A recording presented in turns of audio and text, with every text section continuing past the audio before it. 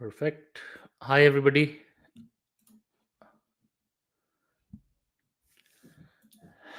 Guys, welcome to the channel. We are live today once again with regards to Canadian immigration. This week has been very, very chaotic, and a lot of things happened, especially in the last leg of the week. So, today we will be talking about all of that. But let's see if we are live. We'll wait for audio and video to see if people are able to see us. Uh, if anybody can give a confirmation if people can see the live. Mm.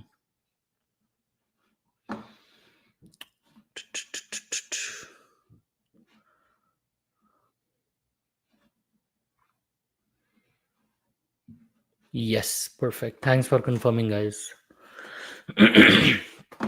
Okay, guys, last week, amazing and confusing at the same time. A lot of things happened in this particular um, spring. So, spring started officially in the middle of the week, and as expected, Canadian immigration had its own set of confusions, had its own set of surprises. So, in today's video, we will be discussing about a lot of things. Let me give you a brief of what is coming today. We will talk about the major confusion that happened with regards to LMIA, the points, what happened with the French points, and a lot of that. Then we will also talk about the details that have been shared in the home care worker pilot program, the one that has been announced. Finally, a lot of details are there. Not to cover the entire details of that program, but touching upon it, because that particular program deserves a video by itself. A lot of things are there, and people are getting confused. So we will touch upon that as well. Possibility of Mark Carney announcing a snap election in the next 1.5 hour. They've already called for a media update. So yes, we will discuss about that as well. PNP draws, and then we will also talk about the express entry draws that happened this week. And yes, that's mostly about the things that we will be covering in today's video. So let me quickly share the screen with you. Perfect. So, guys, this particular week started with a major issue that happened around the LMIA points. Now, as you already know, that the Canadian immigration has been, trying to get rid of LMIA or the arranged employment points within the express entry system. Now, as you already know, that arranged employment fetches either 50 points or 200 points, and that arranged employment can be by the virtue of having an LMIA or an LMIA exempt job offer, both of those.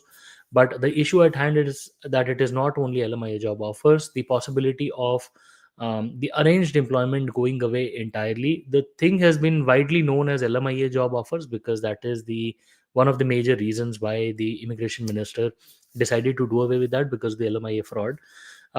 Fast forward to day before yesterday, what really happened was immigration minister Mark Miller back then had said that he would be doing away with the points in spring 20th and the 21st. So 21st precisely of March, as everybody was expected but not prepared. Suddenly the CRS calculator started faulting. Now, we are not sure that, and I had posted a video as well, that whether this fault was genuine or this fault was whether IRCC was testing anything at the background, the back end. Despite a lot of people pinging them on multiple platforms, IRCC did not give an official confirmation as to what happened. But yes, apparently the system stopped functioning. The system stopped giving arranged employment points, and they started giving more points to PNPs, which is additional 100 points. So those are the two events that happened, but that only lasted for a couple of hours. After that, say around 6:30 p.m, I guess, Toronto time, or even 7 p.m, somewhere around that, the points started coming back. We did try to create new express entry profiles. The good news was that people who were already there with their existing profiles, they did not lose points. So they had their points. Some of the people who were trying to create new profiles, they were able to get those points as well. But while we did our job in terms of trying to see what happened, the points were not there. Apparently, um, 25th of March this week, if you look at IRCC's portal, if you look at the GC key, it says that the system will be down between 12 a.m. and 5 a.m. Early morning. That is the next update that is going to happen. 25th March is just Tuesday. And then if that system goes in for an update, there could be multiple things that could be happening in the backend. Could be a test phase now going live, could be anything. So I am personally eyeing 25th of March precisely. And they've already displayed it on the website that the system is undergoing maintenance. So this 25th March could be a big one. But nonetheless, the system did falter and people went crazy in terms of, seeing what was happening, and everybody was all over the place, right? So that's one of the news. Um, and the surprising part is that IRCC did not give any verdict. Like everybody was all over social media, X and everything, nothing happened, right? So is this a glitch or somebody's performing an update? Of course, I think it was performing an update undergoing in the backend. Appears to be like a glitch because why would they even roll back the points? I think 25th March is something that we should look for, although it's not confirmed that whether they will do something or not, which only time will tell. And another news, the home care worker pilot program is now open finally. The details are out, and it's a big program. Like, if you look at the details, let me just pull that up for you briefly. If you look at the details here, it is now showing. You just have a look at this. This particular thing is now showing. Um, Let me know if you can see it properly now. Yes. So this particular thing is now showing that you can now start your application, and then hiring through the portal. Like this is for, hiring part. People can make use of this. Um, Let me see. The orientation is a bit weird. Yes, this is better. Okay. So to start your application, it clearly says that this is where the application will start. It says opened on 31st of March. The fees is sitting at $1,525. Right now, the workers in Canada are there. Applicants not working in Canada are there. And then this is for childcare and home support. Obviously, the home support is for people who need, for example, the senior members and all. And then the sections are talking about how to apply, who can apply, how to get a job offer, and then after you apply and settling in Canada. Guys, each of these sections is huge. Like if you get into, say for example, who can apply, within this there are so many things you need to prepare for. Okay, so that's why I said like today's video will not be enough to cover this in detail, because a lot of people will be sort of um, looking for more details, and hence I don't think it's fair for us to do a video here. But yes, the important part to note is it is opening. Broad updates. The early childhood educators NOC code has been removed from the job offer part, although it is there in the eligibility section. So for early childhood assistants ECAs, um, while you are there in the eligibility section, you are not there in the job offer part. And for the job offer part, there are only particular NOC codes which are eligible. So more clarity I will give in the in the longer YouTube video, because it has to be explained. Like half baked information can be very detrimental, right? So I will give more information in that particular section specifically. So hopefully in a day I should be able to work on that. Guys, today's day is very important. Mark Carney has finally decided, hopefully, to hold a snap election in the trade war that is happening. So let me just give you a brief context of what's really happening here. Today is March 23rd, 2025. There is a media conference that has been invited by Mark Carney at 12:30 Toronto time, which is shortly in about an hour and a half from now. And there is a briefing that is happening. All the news portals, all the news media agencies in Canada are reporting that there is a very high potential that Mark Carney could hold a snap election, which means an early election. There is one main reason which I think is triggering this, because if Trump President Trump continues to threat or put these tariffs on Canada, very high chances that Canada may be pushed into recession in the coming 6 months. If that so happens and the threats are real, they're actually happening, then the Liberals or Mark Carney will lose whatever popularity they've built so far. In my opinion, I believe they think that whatever trend, whatever following, and whatever confidence they've gained from the from the Canadian citizens and permanent residents so far, or the the Canadian population by and large, this is probably the max they will get up until the elections, which were originally scheduled to be in November.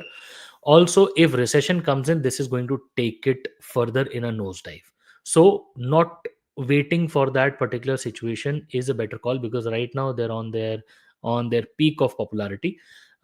Also, if recession comes through, that might take a nosedive. Hence, it only makes political sense to hold an election right now, which I believe they're doing. They're holding a snap election. If that happens, then NDP is going for a big toss in Canada. This is again my prediction. This is not something that we have, but yes, NDP might go in for a big toss. Pierre Poilievre is sitting on a hinge, while his sole agenda was to take on Justin Trudeau, who left the office.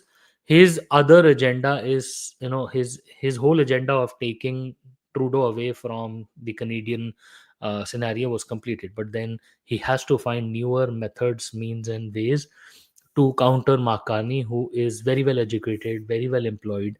But then we will see, what is going to happen in the future. I have zero political opinions about anything.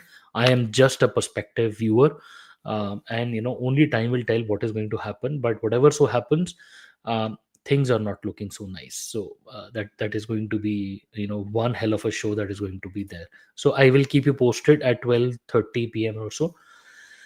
Talking about the PNP draws, guys, this week, draws happened by Prince Edward Island on March 20th. This 24 candidates only were invited under the labor and express entry category. Focus on individuals living and working in PI for at least 1 year in the priority sectors with economic impact, and the invitations were issued on March 20th. As you already know, the PNP quotas have been cut down drastically, and Prince Edward Island PNP is let me just show you where to access all of them. If you look at this, if you go on this particular website, this is where all the information will come through in terms of PNP, and whatever draws they're happening, everything is updated here. So in case if you want to read up more on this, this is the place where to go. But for all the 24 people who have been invited, guys, congratulations, at least somebody is getting invited. And I believe this is good news for people who are getting there. In terms of in terms of PNP, again, there were the base team got 8 invitations only, and the minimum score was set as 115. This is the BCPNP entrepreneur immigration draw.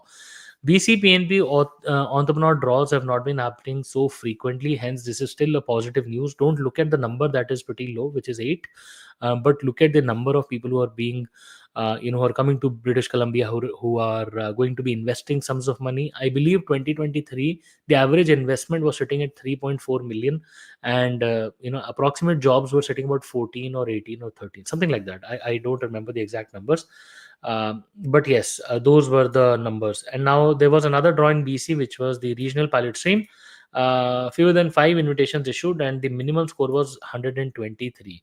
I have somehow seen the draws of British Columbia go really, really low. I'm not sure if all of you are witnessing or experiencing this thing, but British Columbia somehow has taken down its speed of inviting people, the kind of draws. The British Columbia PNP has lost its shine of lately, although they did an overhaul to their PNP programs, which is good for people who will be studying in British Columbia.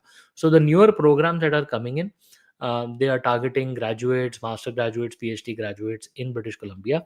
But I still believe that despite the overhaul, it is still very restricted to the number of or the type of institutions as well, and the numbers that are going in. So despite the overhaul, I believe, in my opinion, British Columbia PNP has lost all of its shine. I mean, at one time, I remember the Tech Pilot or the ELSS all used to be great with the number of invitations and the different kind of invitations, but now it's very restricted.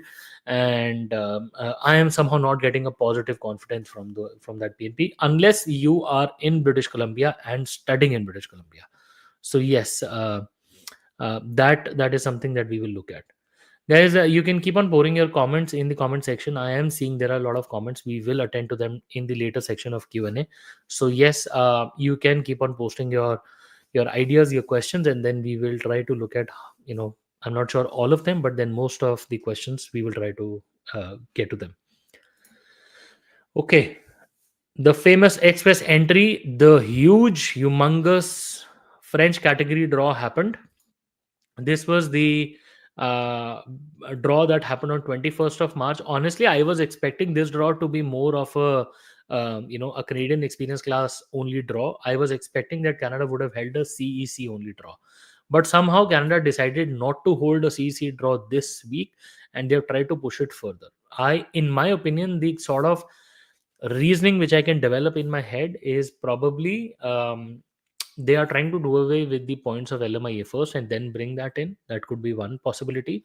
Or after the recent draws, they don't believe that the CC points are actually enough for the things to come in the future. So they are seeing that the points may not be as high as to invite the cream of what they want, right? Um, if you look at the French proficiency that was required, I believe somebody is pouring in comments. Jashanpreet, you don't have to post the same comment again and again. I've covered this point actually in the first half of the video. You can view that part and then you should be happy with the answer. Let me see. Uh,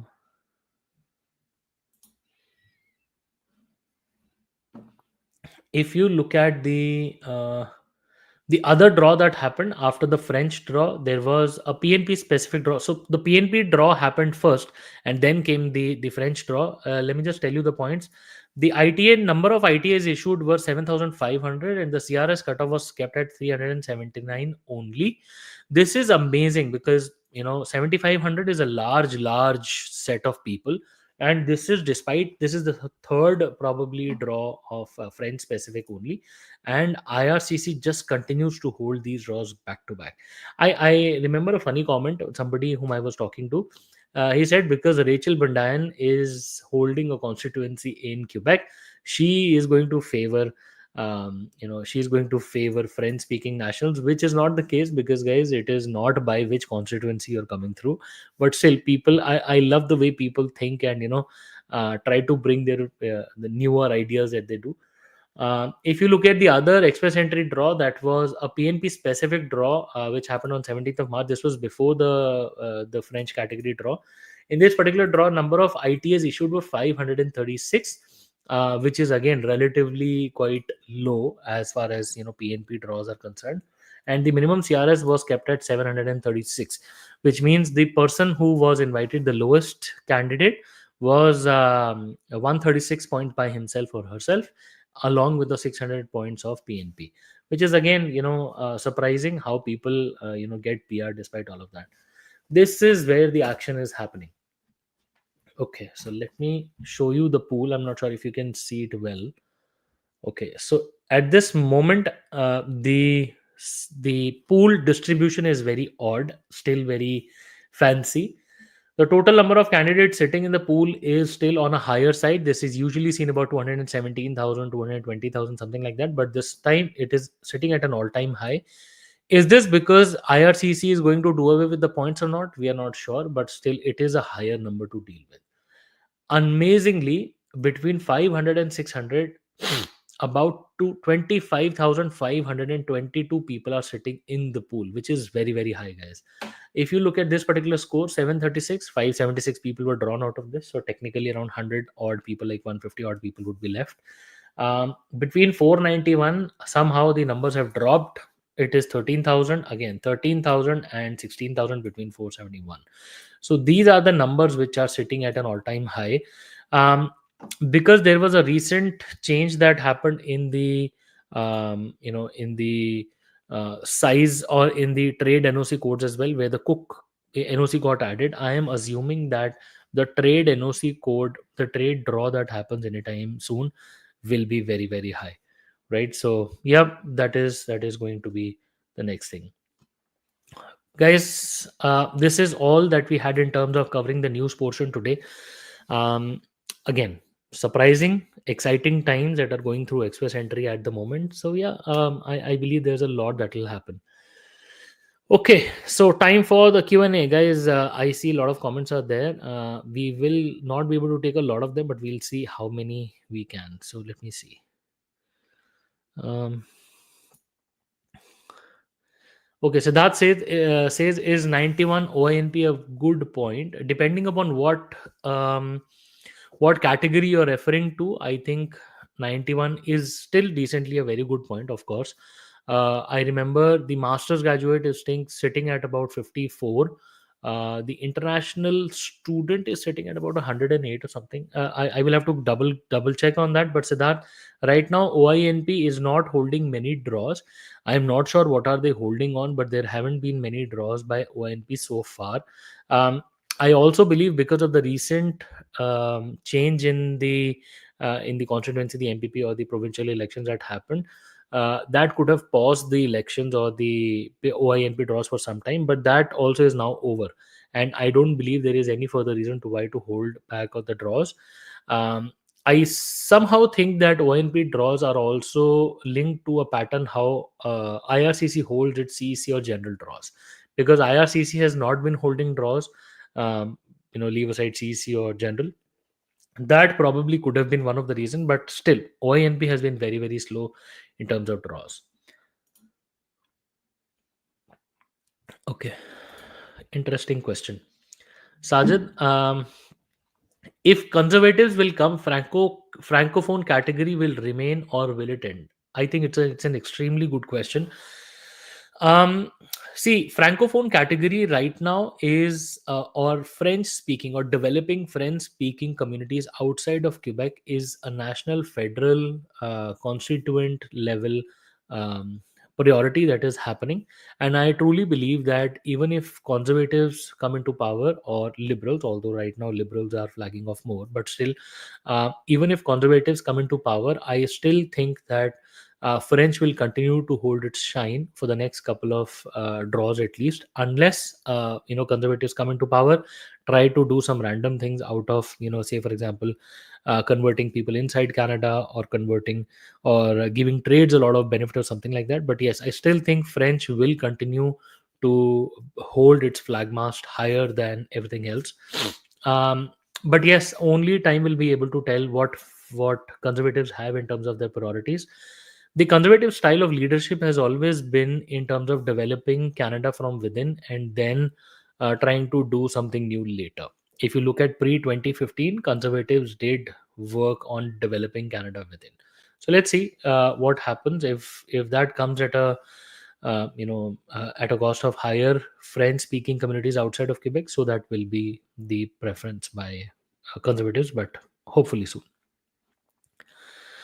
Uh, okay, let's look at.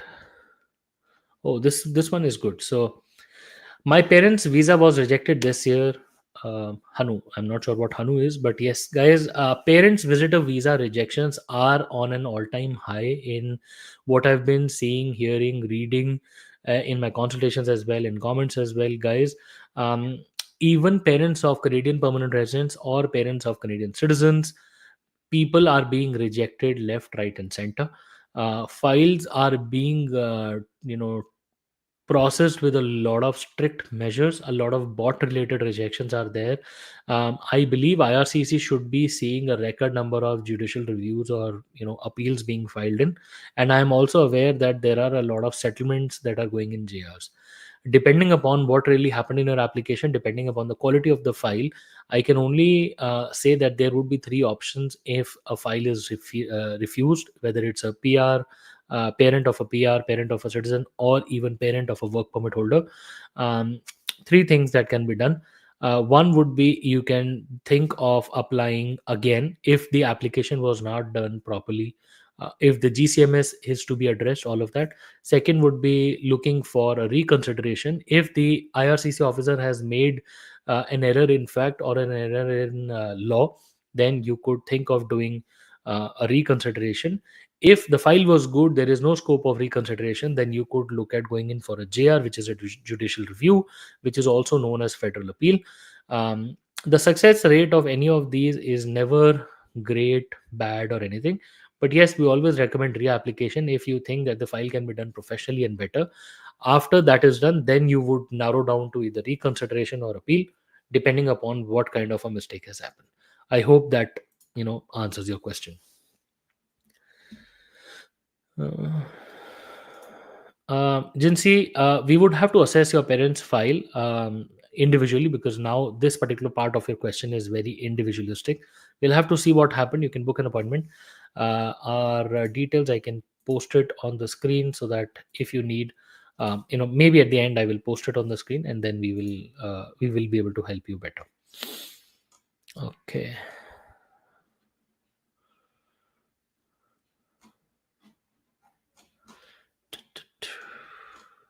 Okay, so this one is done. Let me see. Sir, many students have not received. Okay, good question. Sir, many students have not received their any reply regarding student visa extensions. Kindly tell something. Yes, happy. With the recent changes that have come in, unfortunately, you cannot start your studies unless your study permit extension has been approved. Although there are some exemptions on it, please read through it properly.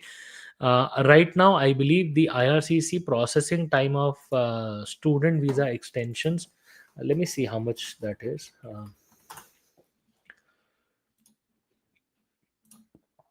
Okay, so if you look at the application, so study permit extension from inside Canada right now is showing 3 weeks. Let me just pull it on the screen. So right now, study permit extensions inside Canada is sitting at 3 weeks.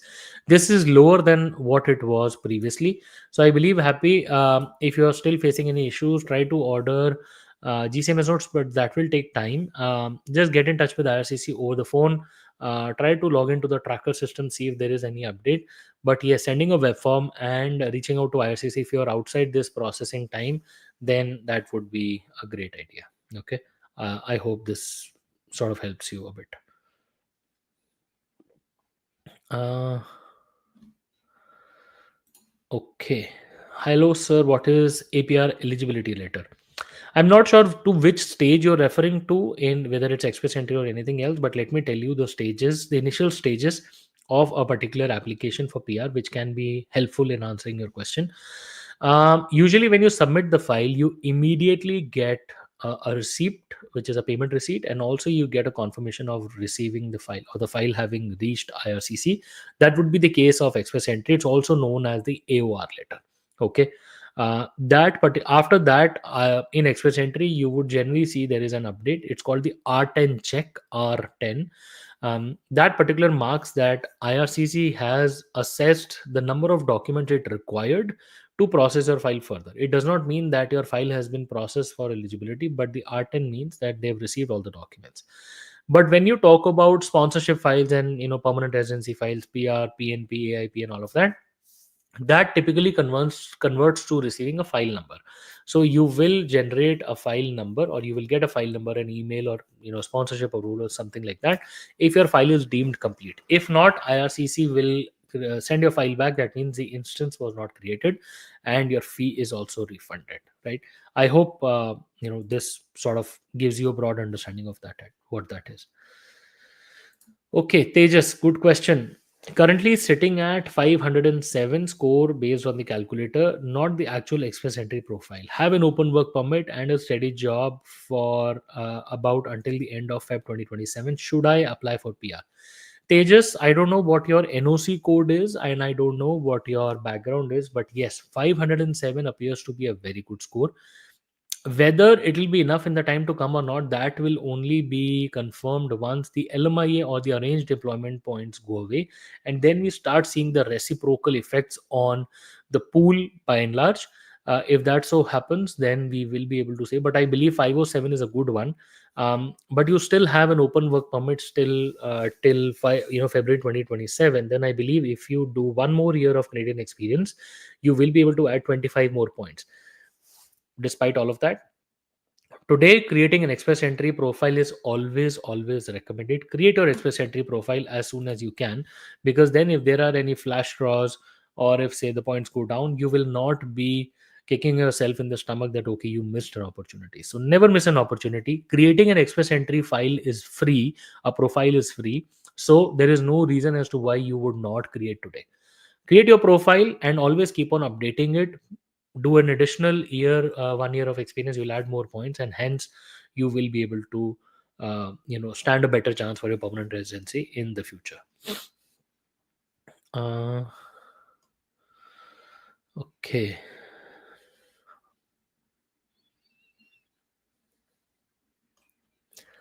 there are a lot of questions, but I need to pick up which one will be. Okay, this one is good. So, Rohit Shastri, I remember your vlog video in 2022 when you strongly suggested take a friend seriously, and I am a francophone. Thank you. Oh, great, Rohit. Congratulations. This is good news. It really helps us, keeps us motivated. Guys, I remember I was in Woodstock back then in 2022, rather even before that when I was in Brampton. That is when that is when they announced that the francophone will be picking up, and we did estimate that in the times to come, eventually immigration would get difficult, and people who did take that advice did benefit out of this. And great, Rohit, nice to know, and congratulations on your on your moves going forward. um, I believe there is one question. Guruji immigration, not shown international experience and study permit. It was around 6 months at that time. Then uh, deferred admissions, I believe, if I'm reading it correctly. BCM 1 year shown in PGWP. TRV, shall I claim points in CC? My profile 1 year. Okay, and this is hard for me to understand. Guruji, as I understand that your question is that you showed one experience in a study permit. Okay, you did not show one experience in study permit, you then showed one experience in PGWP, and then going forward, let me tell you, we are seeing um, procedural fairness letters, additional document requests at a record number high. People who have inconsistency in their study permits and PGWPs, and then leading up to express entry profiles, are being questioned back to back. I've seen procedural fairness letters, PFLs, as long as 7 pages. Trust me when I say this, 7 pages long PFL letters I've seen, I have dealt with, I've responded to them. Um, and IRCC is not taking inconsistency in information that nicely. Um, if so happens, if IRCC finds out that you intentionally gamified the system, or if you were trying to lie, then they can give you a 5 year ban. That's all I have to say to you today. Then please take a judgment call here and then proceed accordingly.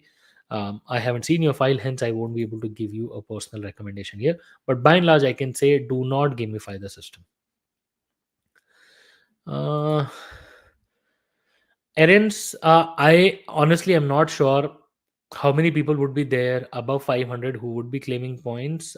This is something that cannot be estimated. Unfortunately, there are no indicators or numbers available, but I'm assuming that the number is going to be considerably high, because looking at the number of LMIAs, there is a log that is created that how many LMIAs are there, which have been approved or recently approved and all of that, and that log is very, very high. That's all I can say. Okay, guys, we'll take up wrapping up last three questions, and let's see. Arvind Sasidharan, is 430 a good enough score for healthcare draw? Arvind, honestly, this was a very good score up until last year.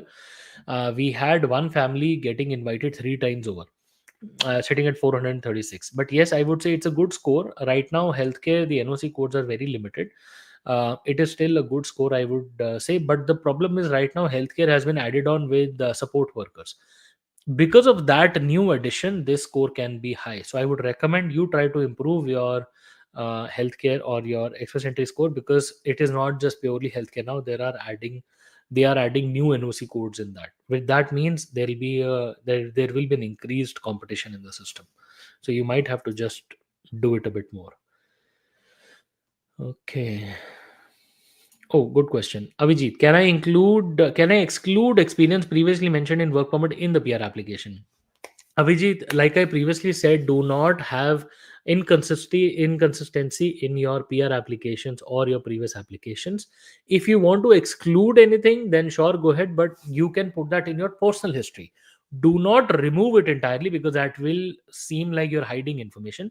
So whatever you want to exclude, say for example, you showed three experiences in PGWP, three experiences in study permit, but now you only want to claim point for one. The two, maybe the employers are not giving documents, or maybe you don't have, any personal reasons that you may have. You will, or you should, include those two experiences in your personal history, so that the consistency of the information is there.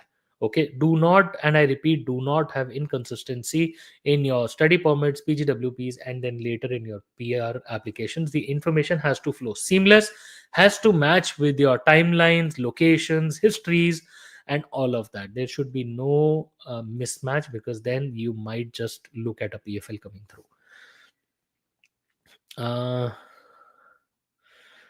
Okay, last question, guys. Today's question is going to be um,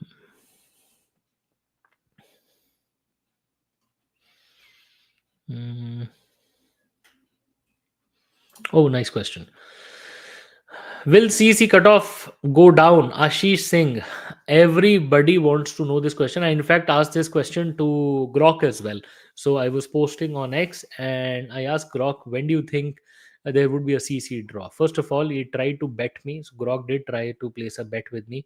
And it failed, because they said the draw would have been on 20th of March, which was 3 days back. They did not happen. But I believe, yes, CEC scores should go down once the arranged employment points are removed. CEC problem is they're not holding draws, and the quotas have been reduced drastically. Um, if you just look at the previous situations, it should not have gone down, because recently when they said they would be removing the LMIA points or the arranged employment points, then I believe CEC should go down. How much of a reduction, when do you think, and how much, by what metrics? With this clarity, unfortunately, nobody has. Let's just wait for the first, few odd draws, and then I think we will be in a better position to answer this question with a little more confidence. Right now, I believe if you're sitting in the pool above 505, 507, you would be in a safe zone, at least by the third quarter of the year. I hope that gives you some sense of clarity. All right, guys. I believe that's all we could take for the day today.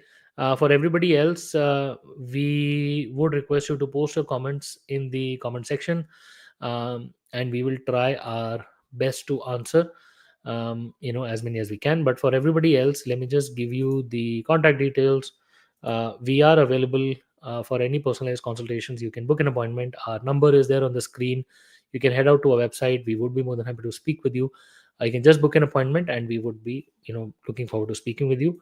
And for everybody else who has not subscribed to the channel yet, I would highly recommend subscribing to the channel, and I really wish you all the best. See you soon in Canada.